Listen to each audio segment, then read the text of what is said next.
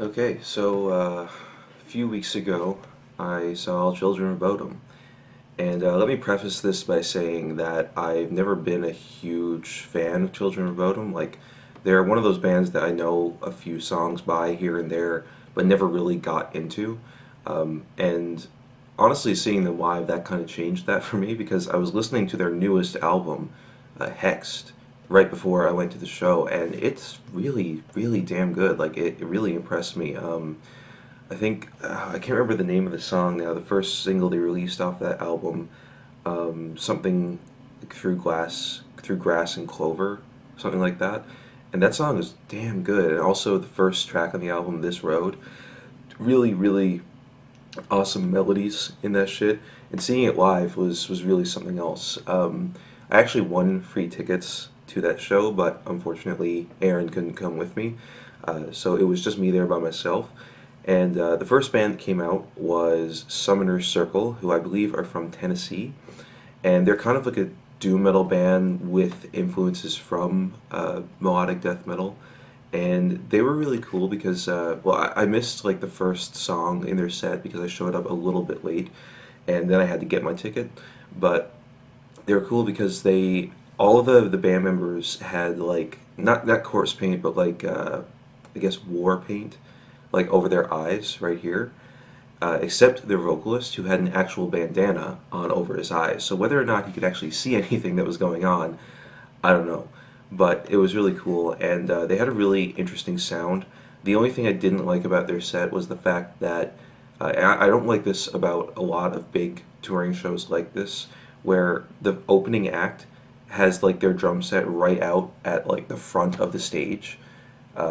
It looks a little bit weird, and like I don't know what this is. Maybe this is showing my ignorance of the life of touring musicians, but wouldn't it be easier for you, like all the drummers, to just kind of share the same kit and just kind of swap out things like cymbals and snares, the breakables, which is what most local bands do, anyways. I feel like that would just save a lot of time and effort.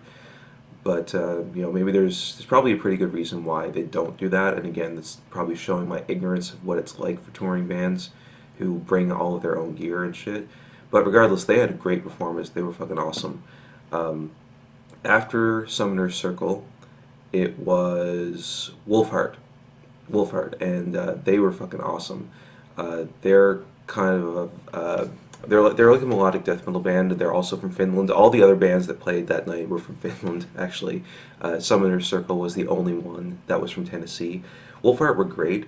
I wasn't really big on their sound because they kind of fit into that realm of like sort of generic melodic death metal for me.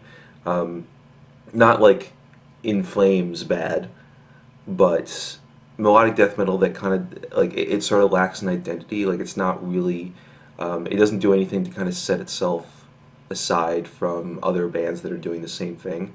But that doesn't mean that they are bad musicians or anything. It's just really not my thing personally. I know that Wolfheart actually has a pretty big following, so I know that a lot of people there were probably pretty stoked to see them, and they did a fucking awesome performance. Like they were great. Like, all of the musicians that were there playing in those bands that night were fucking like top tier, bringing their A game. They were all awesome, and their frontman's vocals, like out of this world. Really, really great, harsh vocals. Some of the best I've ever heard, actually. Um, After Wolfheart, it was Swallowed the Sun, and they were kind of like the outliers on this show. Like Summoner Circle was also more of a doomy band, but Swallow the Sun was kind of like also doom metal mixed with really slow melodic death metal. And I guess in the grand context of what this show was, it was fine to have them there. But I felt that the fact that they went on right before Children of Bodom was a bit strange. Like it should have been, in my opinion, Summoner Circle, Swallow the Sun, Wolfheart, Children of Bodom, instead of Summoner Circle, Wolfheart, Swallow the Sun, and then Children of Bodom. Um, have the doomier bands first, and then the faster melodeath bands after. That to me makes more sense. Um, but again, that's not to say that Swallow the Sun was bad at all, because they were not. They were fucking amazing. They really, really captured my attention. Like all of the guys in the band were wearing like I don't know what exactly you'd call them, but they were kind of like a mixture between a robe and a hoodie. Like they had these hoods on them that kind of like obscured their faces, and they were really long and draped down like all the way to their knees, and they had sleeves on them, but they didn't have like buttons, so you couldn't do them up. So it was kind of like a mixture between a robe and a hoodie, and that was really cool. And like all the bad guys in the band were wearing that, and it really added to the aesthetic and the atmosphere because Swallow the Sun, of course, being really like atmospheric doom metal with really great melodies and stuff. It's very melancholy and slow, and it really suited with the style that they were bringing. And the coolest thing, the guy who stood out the most in that band actually was the bassist, who was just totally hamming it up for everyone in the audience. You know, he was doing like all this kind of like stuff like this, and like like lots of really getting into it movements, and that was so entertaining to watch. And they had a really great stage presence for a doom metal band, right? Because when you're a doom metal band, you don't need to have as much stage presence as like I don't know, like a metalcore band or something, or like a death metal band or an actual black metal band or something like that. You can kind of get away with being a bit more reserved because of what the music entails. Like just as an example, local bands from here in Montreal that I really like, Ritual Master, those guys have amazing stage presence. They really know what they're doing. They're not really moving around all that much though. They're very like slow and kind of reserved in their movements, but it adds to it because doom metal is so slow, so it works, right? And that's kind of what Swallow the Sun was doing. So they definitely they had an amazing performance. I was really impressed by them. And then of course Children of Bodom came out, and again, not being a huge Children of Bodom fan, I was kind of like going into this whole show to begin with, I wasn't like super off the wall excited. I wasn't like, oh fuck yeah, like I was when, for example, I saw Between the Buried and Me at Heavy Montreal last year. Like I was like completely out of myself when I saw them. But they came out on stage, and Alexi Laiho came out, and like there's that feeling when the band comes out on stage, it just kind of like washes over you, and they immediately capture your attention because they're like basically celebrities, and that's kind of how it felt. And of course, then they launched into the first song of their set, which was oh my god, I forget the name of it now. That's shameful because it's actually one of my favorite Children of Bodom songs. Are You Dead Yet? Yeah, they opened with Are You Dead Yet, which was it's a great opener because it's one of their biggest songs, right? And I feel like everyone in the audience has probably heard it at least once because it's kind of like their it's their stairway to heaven, if you know what I mean. And that was a great opener. And then they played some tracks from the new album. They played again, I don't remember the name of the song, like Under Grass and Clover or something like that. And they played This Road, and they played the title track as well. They played Hexed, and that was great. And they played some other songs like Angels Don't Kill, and some other classics from their older discography. It was a really nice mixture of things from like the classics that the old school Children of Bodom fans would love, and stuff from their latest album, which is genuinely a great fucking album.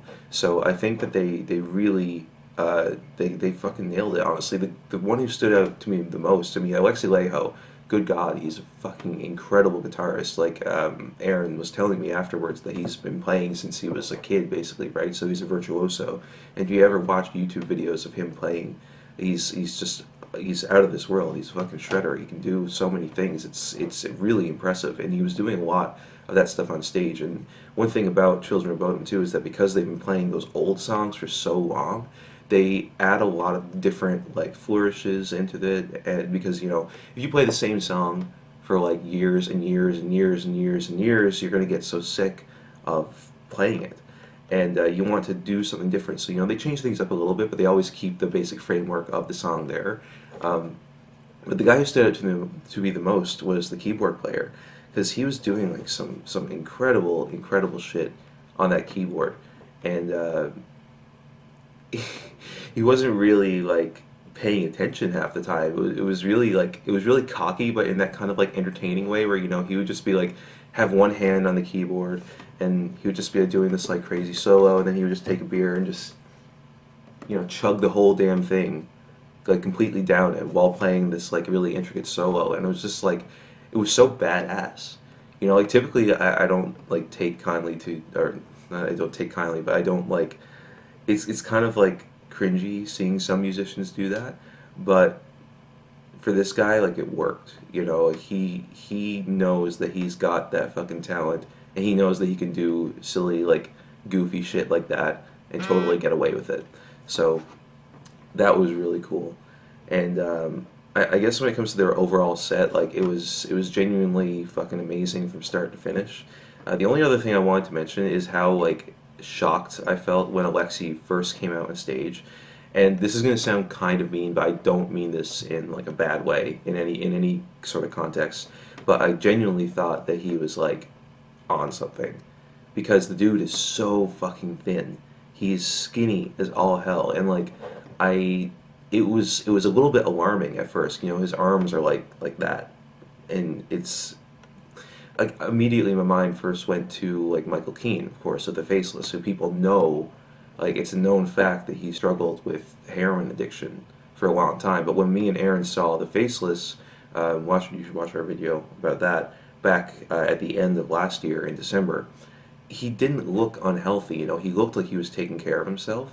And then Alexi came out on stage and he looked like a skeleton, and it was just like I was like, what's wrong with him, And but I asked Aaron about it afterwards, and apparently he's just always been that thin. So I mean, I'm not saying this to disparage him at all, because that would be really shitty of me to do. But I was just like taken aback by how like tiny the dude actually is, and he's really short too, to boot.